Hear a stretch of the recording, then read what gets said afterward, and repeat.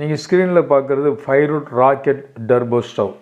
இது முழுக்க கேஸ்டிங் அடுப்பு. இது வந்து இது ப்ளோயர் வச்சு நாங்கள் அந்த அடுப்பை வந்து நாங்கள் வந்து வடிவமைச்சிருக்கோம். நாங்கள் வந்து நார்மலாக அந்த அடுப்பை பற்ற வைக்கிறது பார்த்தீங்கன்னாக்கா எங்கள் திண்ணர் நாங்கள் ஊற்றுறோம். எங்கள்கிட்ட திண்ணர் இருக்கிறனால திண்ணர் ஊற்றுறோம். நீங்கள் நார்மலாக வந்து பார்த்தீங்கன்னாக்கா ஒரு மண்ணெண்ணெயோ இல்லை வந்து ஈஸ்ட் ஆயிலோ ஒரு பேப்பரோ துணியோ அப்படி போட்டு நீங்கள் வந்து பற்ற வச்சுக்கலாம். பற்ற வச்சுட்டு நீங்கள் கொஞ்சம் ஒரு 2 செகண்ட் 3 செகண்ட் வெயிட் பண்ணினாக்கா உங்களுக்கு வந்து ஃப்ளேம் வந்து நல்லா வரும். ஸோ இதில் வந்து பார்த்தீங்கன்னாக்கா நம்ம வந்து 2 பர்பஸாக யூஸ் பண்ணலாம். ஒன்று வந்து ஆயில் கடாயும் நீங்கள் வந்து வச்சு குக் பண்ணலாம். அதே மாதிரி வந்து டபராங்கிறது பார்த்தீங்கன்னாக்கா ஒரு சாதம் வடிக்கிறது, ஒரு பிரியாணி ரெடி பண்ணுறது, அந்த மாதிரி பாயில் பாயிண்ட் ஐட்டம் உள்ள பாத்திரமும் வைக்கலாம். இப்போ இது வந்து இப்போ வச்சுருக்கிறது பார்த்தீங்கன்னாக்கா 24 இன்ச்சோட டபரா. இதில் வந்து பார்த்தீங்கன்னாக்கா நார்மலாக ஒரு 20லேருந்து 25 கிலோ வந்து பிரியாணி நீங்கள் ரெடி பண்ணலாம். ஸோ அதுதான் அந்த பாத்திரம் நம்ம வந்து வச்சுருக்கோம் போயிட்டு.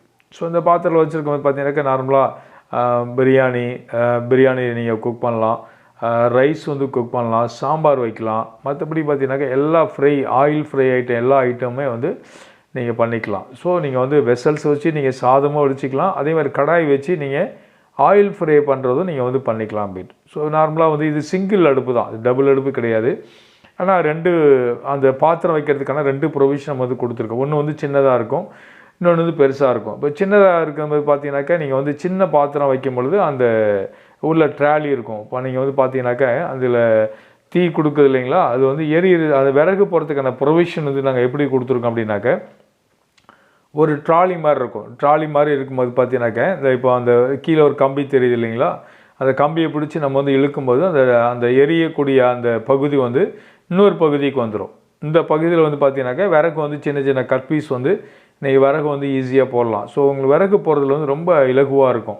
ரொம்ப கடினப்பட்டு விறகுலாம் போட வேணாம். இதில் நார்மலாக பார்த்தீங்கன்னாக்கா ஒரு 3/4 அடி விறகு வரலையுமே நீங்கள் வந்து போடலாம். அந்தளவுக்கு டெப்த்து வந்து இதில் இருக்குது. ஸோ அந்த விறகு போட்டதுக்கப்புறம் திருப்பி உள்ளே நீங்கள் தள்ளிட்டிங்கனாக்கா அந்த வச்சுருக்க பாத்திரத்துக்கு மேலே அந்த அனல் வந்து உங்களுக்கு வந்து போகும். இது வந்து பார்த்தீங்கன்னா ஏர் கண்ட்ரோலர். இது வந்து கண்ட்ரோல்னால் ஸ்பீடு வந்து நீங்கள் வந்து அதிகம் வச்சுக்கலாம், இல்லைனா கம்மியாக வச்சுக்கலாம். ஸோ அதுக்கான ப்ரொவிஷன் வந்து ஏர் கண்ட்ரோலர் வந்து இதில் வந்து நம்ம அட்டாச் பண்ணி நம்ம கொடுத்துருக்கோம்.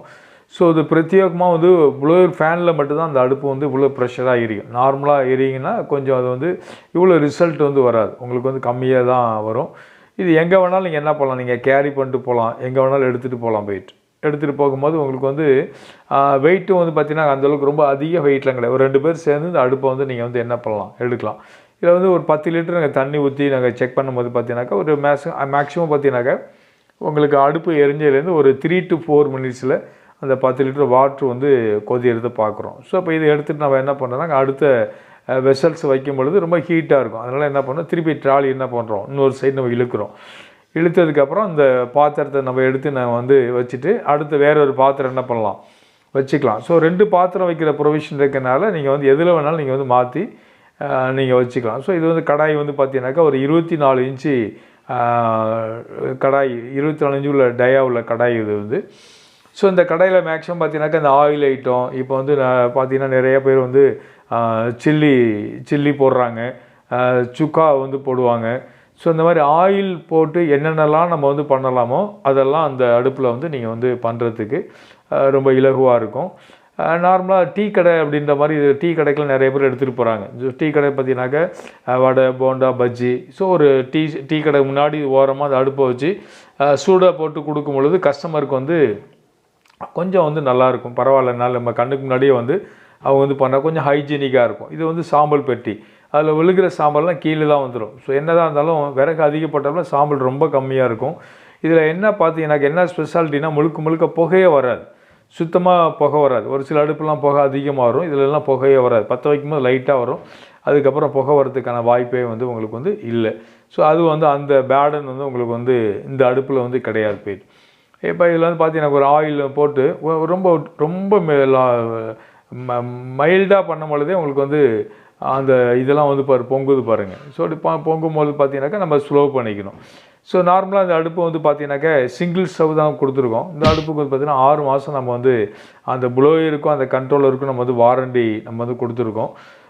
இதை பற்றி உங்களுக்கு மேலும் விவரம் வேணும் அப்படின்னாக்கா இந்த ஸ்க்ரீனில் தெரிகிற நம்பருக்கோ அட்ரஸ்க்கோ நீங்கள் கான்டாக்ட் பண்ணி நீங்கள் கேட்டிங்கனாக்கா உங்களுக்கு போதுமான விளக்கங்கள் வந்து உங்களுக்கு தருவாங்க. நன்றி, வணக்கம்.